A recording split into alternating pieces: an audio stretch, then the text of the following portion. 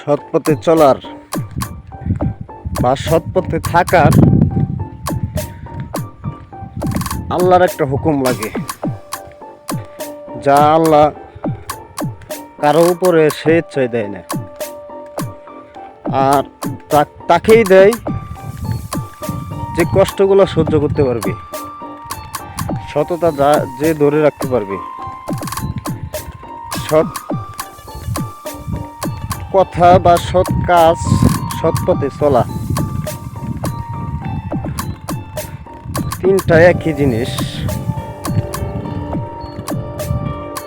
হ্যাঁ, তবে সবাইকে বলি,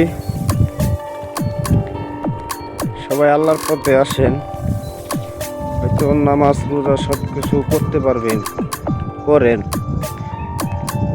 কিন্তু মনোবলটা শক্ত রাখবেন। কারো ধন সম্পদের দিকে নজর দিন না,